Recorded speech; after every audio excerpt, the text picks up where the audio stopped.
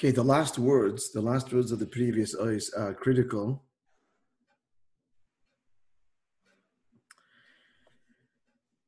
To the whole point of what the Maimon is conveying, and that is to appreciate yesh ma'ayin, the creation, something from nothing. Hang on, I forgot to put you all on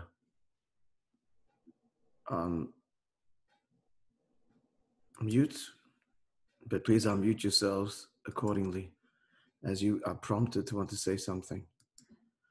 Do not hold back. All right, so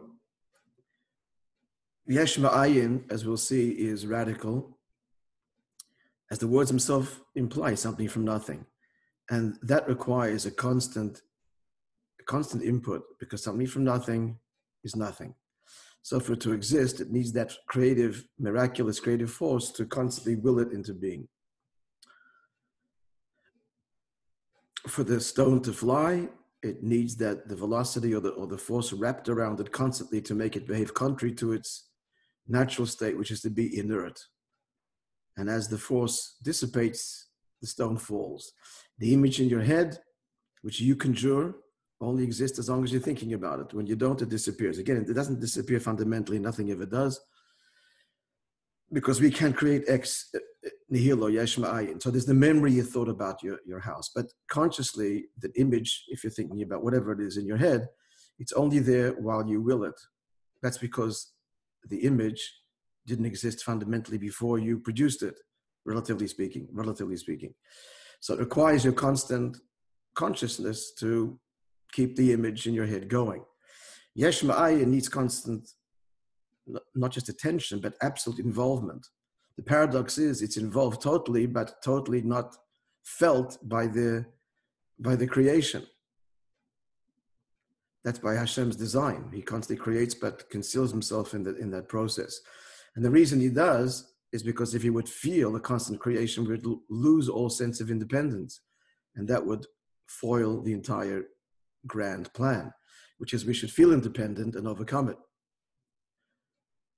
Dissolve it, dedicate it, illuminate it. Many levels, endless levels to that avodah. But at any rate, Hashem deliberately doesn't allow us to feel because it would be overwhelming, entirely overwhelming to feel this infinite source that brings us into being. We're talking about the physical world and all of its components. Because it's infinite, and it needs an infinite power to create out of nothing. Remember, we can't even imagine nothing. We can talk about it, we can't imagine it, because if you imagine it, it's already something. So the creative force has to be concealed from the created being. Otherwise, the created being would lose any sense and all sense of independence, which is what God wants us to have. Which is not the case with ilu va'olu. A process of cause and effect doesn't require, this is the final point of the previous ois of ois dalet, which I said we will address again this morning. So in ilu va'olu, the cause does not require to be constantly invested in the effect or the result. And the reason? Because the result was always there in the cause. It's not a fundamentally new existence.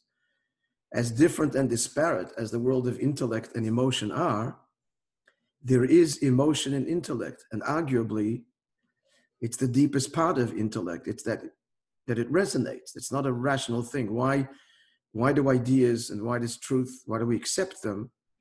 It goes something beyond rationale. That is something very deep in us, called an emotion, a hergish, that this just feels right. This just feels true. You could argue 100 arguments sometimes, but if you just feel something is true, it's true. Where are you feeling that? You're feeling that in the mind. The mind doesn't deal with this component now, that the midas of seichel are even deeper than the seichel itself. We're not going into that. But all to say this, that when the emotions that are beget by seichel, born by seichel, it's not something fundamentally new. That's in seichel. It emerges from there. So that's the paradox here. Notwithstanding the distance between the world of intellect and the world of emotion, as we just look at them somewhat not superficially, but objectively, really, the world of intellect is characterized by its objectivity. The world of emotion is defined by its subjectivity. I am moved. So they're very different worlds, and all the other examples that he brought. But notwithstanding that, they're bekirov, they're close. They're close, one begets the other, and that means that what is emerged was always there, so it doesn't need the original source constantly present, bringing it into being, because it was there all along in that source.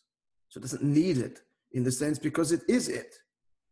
The seichel becomes on some level, moves into, doesn't morph into, doesn't become midas, but the seichel possessed the midas, possessed that hergish, that intellectual emotion, the smile, the beautiful idea that we moved intellectually. It was there all along. So when the midah emerges, unlike yesh ma'ayin, when the emotion emerges or is born, beget, from intellect, from thinking about the subject at great length and going through the process of das and making it personal, taking ownership, all of that. And then the heart is stirred and awakened and excited and inflamed or in awe, depending what the emotion is, to use two classic emotions, av and yira. We don't need, and there shouldn't be, the conscious seichel constantly bringing it into being. Then the midah will never have its chance to express itself. It's overwhelmed by the source. Overwhelmed, not nullified. Overwhelmed. So the source recedes and the midah emerges, not needing the source anymore. Why? Because it's not yesh ma'ayin. Because that midah was always there. If it was always there in the source, then it can emerge now independent from it, because it was ever present there. There was always the element of resonance or emotion in the world of intellect. I hope that's clear. So it doesn't need, it's not yesh ma'ayin, where the source creates something that's completely not its world, infinitely removed from it. That needs a constant input, because again, quite simply, something from nothing is still nothing. So it needs the force constantly to bring it into being. Is that somewhat clear, folks? And a little nod of a head or something? So based on that, yes, Chaim. Based on that, you explained what you said yesterday, that a child is not yesh mi'ayin to a certain extent, because the child can live without the parent. That's right. Once it's created. And that's because the parents don't create the child yesh ma'ayin. It was always there in them. The ability to give birth, it's in the genes, in the DNA, in the makeup. It was always there. It's just emerged. So it's not a yesh. It's the closest thing we can, that looks like yesh ma'ayin, that has certain properties of yesh ma'ayin. From nothing, a child is born. The yesh ma'ayin property is the third partner, which is the Eibishter. Yeah, that's true. The guf, yeah, not the neshama. The neshama is a chelik leka. But at any rate, even as far as the parents are concerned, it's creation, birth, in our world is a reflection of yesh ma'ayin, but a reflection only. Only God creates yesh ma'ayin, something fundamentally from nothing. Okay, yeah, we kind of clear? Yeah, again, a nod or a raised eyebrow, something. A little nod, okay. That's enough to go on.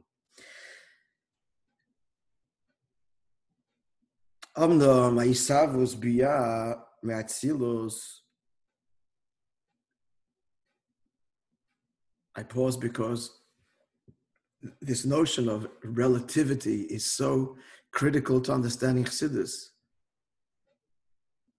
The fact is, I don't want to confuse you, but in Samachay, the Rebbe Rashab, Levi pointed out to me, there's a whole arichas there that explains that the process of seichel to midas is yesh ma'ayin. It's no big contradiction to what we're learning here. Everything is relative. And let me repeat again, I don't want to sound like a broken record. Everything is relative is not a cop-out. That's the beauty of it. We're talking about one Eibishter expressing himself. And so therefore we expect to find integration and oneness over and over again in everything. So therefore, when he says right now, talks about Atzilus to Biyah as Yesh Ma'ayin, it is, but there are deeper levels of Yesh Ma'ayin where even Atzilus is Yesh Ma'ayin. It's all relative. And it's important to appreciate the relativity. The closer, you see, the closer the examples to our world, the more we can internalize and understand it.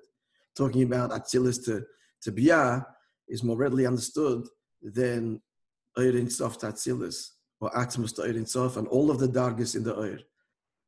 Hope that was clear. Yeah, okay.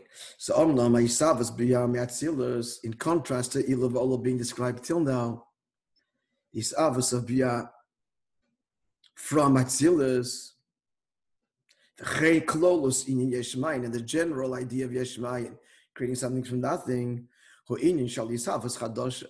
Here we're talking about something that has emerged, that is fundamentally new and novel, and did not exist at all in the source. The source produces it. It's not an expression of the source. It's not an expression of the source. It's a creation of the source. Very big difference. Ilav Olah is an expression of the source through tzimtzum and all the things we described earlier, but still an expression. In the words of the Maimon B'derech Kiruv. But Biyah coming from Atzilus is radical. We're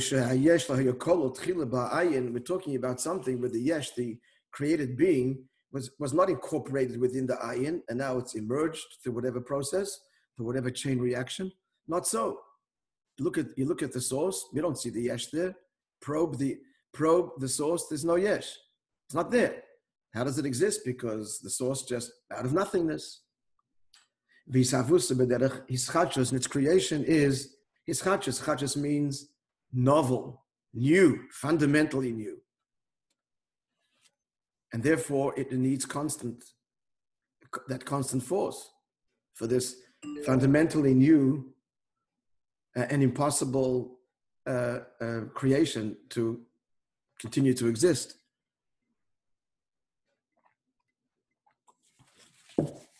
The examples we gave, the flying stone and so on. Let's continue. Like it says in Biyur this is from the Mittel Rebbe. His commentary, his explanations of the Zohar Parshas Pinchas. What does it mean to create something from nothing? It means that the Creator creates the created being, as opposed to it's not that the Creator has morphed into a created being. The Creator hasn't become anything. He's created creation. Remember, we had this discussion recently. So what does this mean? All of creation, be'etzem, is nothing. All it is the result, the consequence of Hashem's desire that it be. And I mentioned this, again, Lahavdal of Havdalah is Buddhism, which attracts so many Jews, and attracts so many Jews for one reason, because it talks about oneness, and every Jew is drawn to oneness. All human beings are, but the Yid especially because of his neshama. And oneness talks to the neshama. And superficially, it sounds a lot like Torah, Chassidus. All is one. Everything is God. However, there could be no greater difference between the two. One is Avodah Zorah Mamish, of course. Why? Because what they're saying is exactly what he says here about the Chas v'Shalom. Buddhism says that everything is God. So God is constantly in a state of flux and morphs into everything, and this constant process of this, whatever the details of how it all works, this endless movement of and change, energy to matter, matter to energy, and it's all God. And Chassidus says, Torah says, that's Avodah Zorah. No, we don't worship things. So where's the oneness? The oneness is that it's all nullified to. It's all being created by Hashem from something to nothing. It has no independent existence. Its whole reality is Hashem's constant word, bringing it into being, as right the Baal Shem Tov taught, explained in Tanya, and the Rebbe reveals this in the Rambam. The Rambam is saying it all along till but wasn't apparent till that I've explained it so beautifully, that creation is constant and needs to be constant because it's nothing. So that it couldn't be, these positions could not be further apart. In Buddhism, everything is everything. And in Yiddishkeit, everything is nothing. And it becomes everything when it's used to express Hashem. And that means that when we engage the world, that the world knows that it's nothing. And it's a creation. And all that it's there for is to realize Hashem's desire for Dira B'Tachtonim, and then it becomes everything. It becomes everything in its own knowledge of its nothingness. That's what holiness means. A holy object means Kodesh. A holy place. Shabbos is a holy time. And Tefillin is and mezuzahs and so on. Why are they holy? Because they say, I'm nothing. I'm expressing His will that there be a Shabbos and there be a Tefillin. So therein lies the holiness. Therein lies its infinite value in its acknowledgement, its bittul to Hashem, therefore acknowledging its own inherent nothingness. Therein lies the greatness. So Yes? why do we say something from nothing that's fundamentally nothing?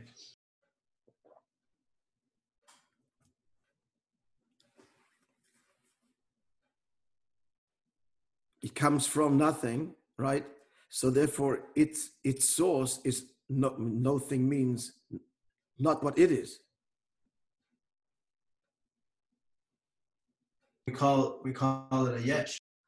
It's a yesh, but it comes with ayin. So what's its truth? Its truth is the ayin.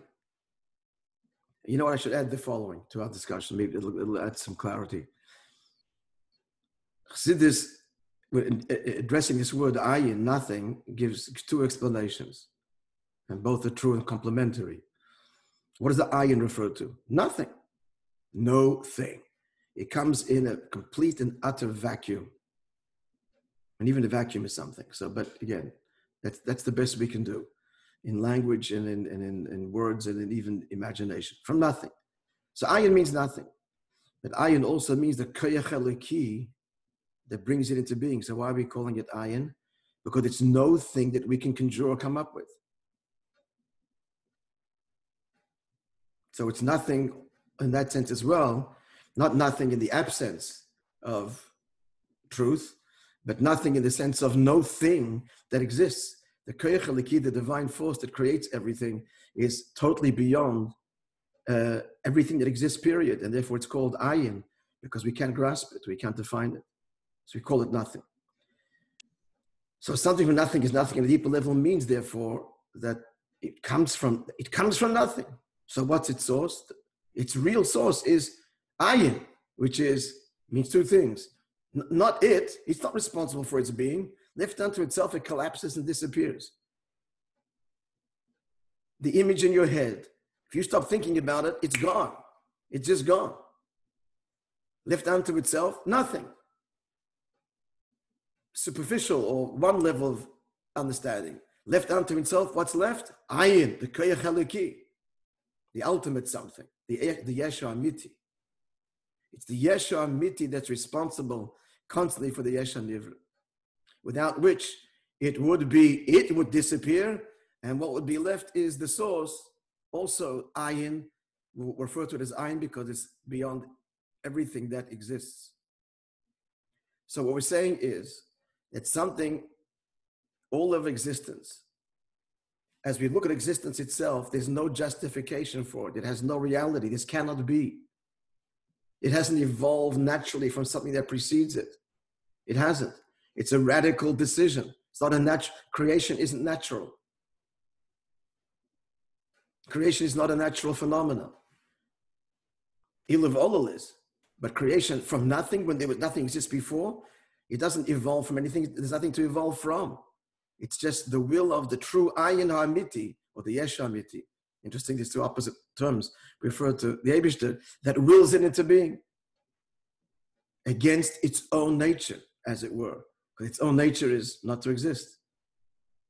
The true nature is only the Hashem, nothing else. And that requires constant, therefore it has to be every millisecond.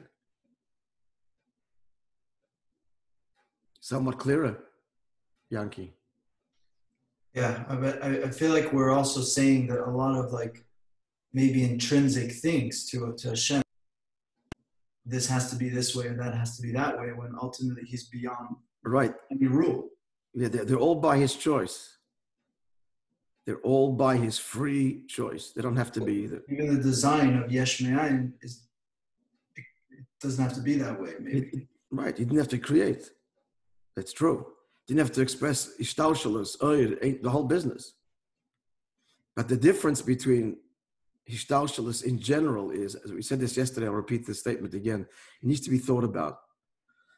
You got to just really contemplate this. Play it back and forth in your head and try and unravel it. But just make the statement. The other day we said that even Oyer really is Yesh Me'ayin. The whole notion of revelation implies otherness. There's no otherness for God.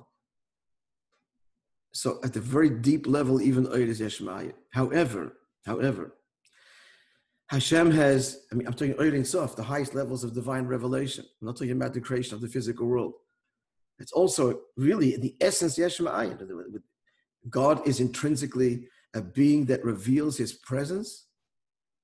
No, absolutely not. Intrinsically, there is no place, spiritually even, in which to be revealed to. This is all a decision. It's also Yesh Me'ayin.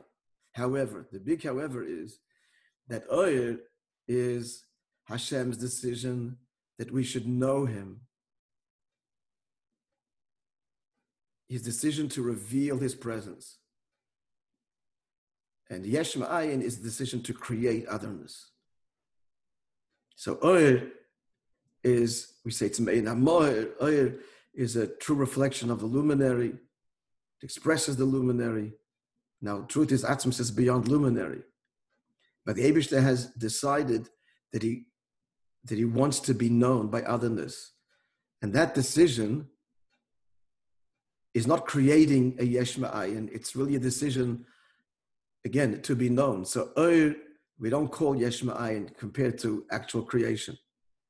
Atzilus, we're not calling Yesh Me'ayin. We're saying Biyaz Yesh Me'ayin, not Atzilus. Why? Because what's Atzilus? It's all relative, but it's relative to Biyaz. It's all relative. Atzilus relative to Biyaz, the Eibishter making himself known. And his decision to make himself known via 10 Sfiras and Chochmah and Bin, all these wonderful attributes. But these are decisions where God is saying, that's how I want you to know me. I've decided to express myself in this Oyer and 10 Sfiras, and you give me the Sarachimim and all these extraordinary madregas. I've decided to be known this way. Whereas creation is not, I'm being known this way. Creation Yesh Me'ayin is Biyah, and certainly Ilam Hazak Gashmi is able to creating something fundamentally that is radical, not an expression of him. However, here's another. In this creation, he's made it, the template. It's all built on a system of 10. It's all built on the system by which the way he wants himself to be known, so that looking at creation, we can see his attributes. I don't know if I've confused us further by adding that dimension. Let's just go back. Let's rewind it. Hit the rewind button for a second. Before we do that, hang on one second. Hit the rewind second again. The difference between Atzilus, as he speaks it here. The difference between Atzilus and Biyah is, Atzilus is Hashem's decision. This is the way I want you to know me. And as you're saying, Yankee, it has to be this way? No. Does he have to be known? No. Should there be a me to know him? No. So it's all really a decision. And that's a radical decision, which is essentially, it's a Yesh Me'ayin thing. On an essential level. We're talking the manifested level. After the fact, the Eibishter decided to express himself these ways. Are they divine? Is Atzilus divine? Is Atzilus holy? The Alter Rebbe describes Oyer Ein Sof, and all of Chassidus does, as Oyer Ein Sof Baruch Hu, blessed be he, and his holy midas. He would give midas arachim, a holy. Atzilus is holy. But wait a minute, these are descriptions, these are terms, this is light, this is revelation, this is all not mukhrich, it all doesn't have to be. That's true. But the Eibishter decided to express himself that way. So that's the way God is expressed. And in this expression, hang on. And in this expression, go on. All right, no? Okay. So versus Biyah now. Versus Biyah. Biyah is a creation that doesn't naturally emerge from Hashem with all of his manifestations and requires a fundamental, miraculous bringing into being. From nothing, meaning no process of evolution before that. Not a natural expression of him. It's not an expression of him, period. It's a creation of his. He just put his stamp on it. He put his stamp on his creation, his signature. So therefore there's 10 Sfiris in Biyah as well, and the whole template of life of the 10 attributes and all the things that exist in the higher worlds and manifest in the physical created reality, which starts from Bria. So his signature is on creation, but it's not him. Atzilus is the Eibishter expressing himself in Atzilus. Biyah is not him, it's a creation of him, but his signature is in everything. In every part of his creation, he put his signature. So you see Chesed and Gvur and Tiferes and so on, and so we can appreciate him by looking at the creation, but the creation is not him. Whereas Atzilus is, yes, Atzilus is Hashem revealing himself in 10 spheres, and certainly the higher levels than that. Again, it's all relative. Atzilus relative to higher is not so. But overall, that's the general distinction. So let's remember the distinction, kind of this little formula. There's a profound distinction between Hashem's decision to reveal himself in a certain way, and that's what Atzilus is in all of the higher Giluyim, as opposed to creation, which is not God revealing himself. It's God creating something fundamentally novel and foreign. However, in this novel and foreign creation, he has embedded his signature in all of it so that we can probe it and begin to discover and see the creative forces that are responsible for all of this. So Biyah is what he's, so to speak, revealing Atzilus to or through. Say that again. Biyah is what he's... So what he's, so to speak, revealing Atzilus to or through Biyah. So, and Atzilus is comparable to the Neshama? Would you say? Like that's where they're... Let's leave the Neshama aside for a moment. The Neshama, well, classically, it is rooted in Chachma Atzilus, but it's even higher. It's a chelik l'kam yibal mamish. But for our purposes now, we could say yes. Neshama is Atzilus. The root of all Neshamas is Chachma Atzilus. Yeah, okay, that's fair. So it's part of the Creator, Hashem. Whereas Biyah is his creation. Now, what are you saying, Yanki? So just summing that, if I understood it correctly, Atzilus is the expression, which is being expressed to Biyah. No, maybe let's rephrase that a little bit. We don't feel Atzilus. We don't feel Atzilus. Atzilus are the attributes via which Hashem creates Biyah, and therefore embedded in Biyah is, in fact, the consequence of all of the midas of Atzilus and beyond. So through Avodah, the world is concealed. Maybe you mean what I'm saying. So through Avodah, we reveal that truth. We surrender the world to the divine energies or energy that is responsible for it, that creates it. I think you're saying the same thing. Atzilus is one of the Olamis. I mean, I guess for me hearing this now is a revolutionary thing, because Atzilus is part of the 4 Olamis of Seder Shtalshus, and all of a sudden it has a new face. Yeah, okay, that's why the key word is relative. Right. So Atzilus, relatively speaking, why is it called Atzilus? Atzilus means, just look at the translation, the word lahatzil means to emerge. And Bria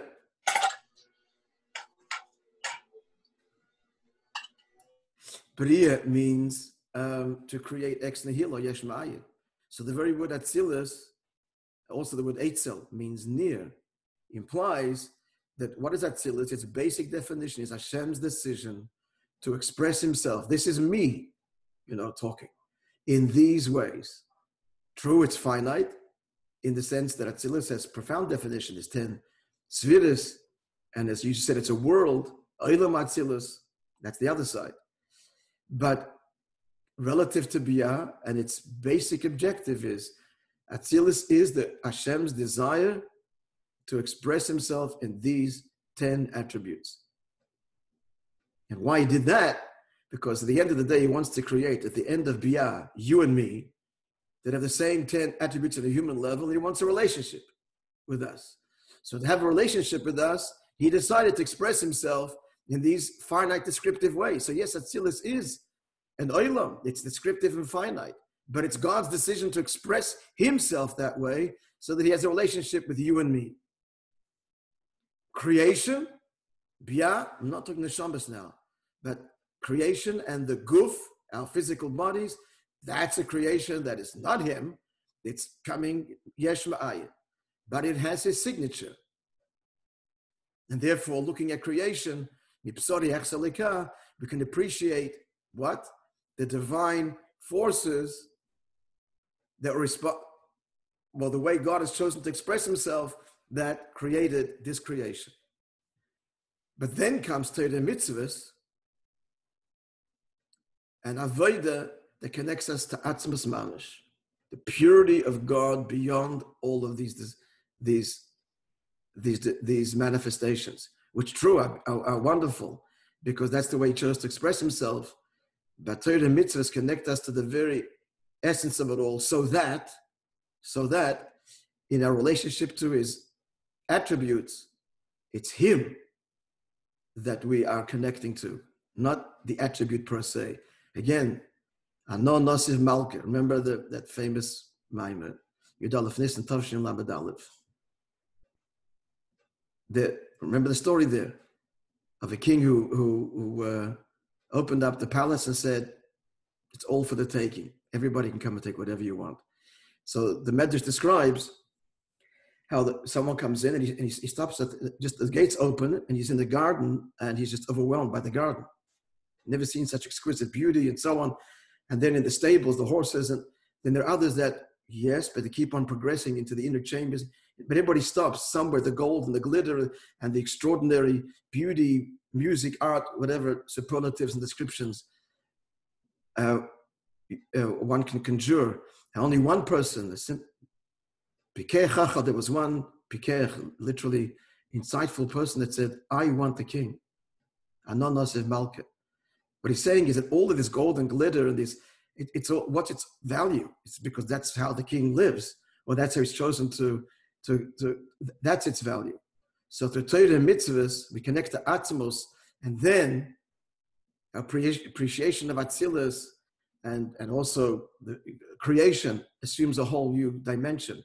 It's all wonderful because it's you. So your wife makes you your favorite supper to the same moshel, and you're so excited about it. On the one hand, you like this supper, and you could get so lost in the supper she could walk out of the room and you wouldn't know she's gone. What ought it be? Appreciate the supper, absolutely. But what the real appreciation and what makes the true connection and enjoyable moment is that you made it. Somebody else made it, it wouldn't be the same. It wouldn't touch me the same way. You would touch my 5 senses, but not me. And that's what Avodah does. Avodah reveals Torah mitzvahs because it's a Yid and a Shama is rooted in Atzmos. So through Avodah we are mamshech and reveal Atzmos in everything. And that's the whole point of it all. And not just everything, dafke in betachtonim, in Olam Hazeh, this physical world. All right, friends. We'll continue this Beis Hashem tomorrow, and I mean on Monday. I'm still. Also, I'm going to ask you to text me because I want to tell the story. Okay. And God willing, I will answer you. Okay. And probably your question will be fodder for Monday shir.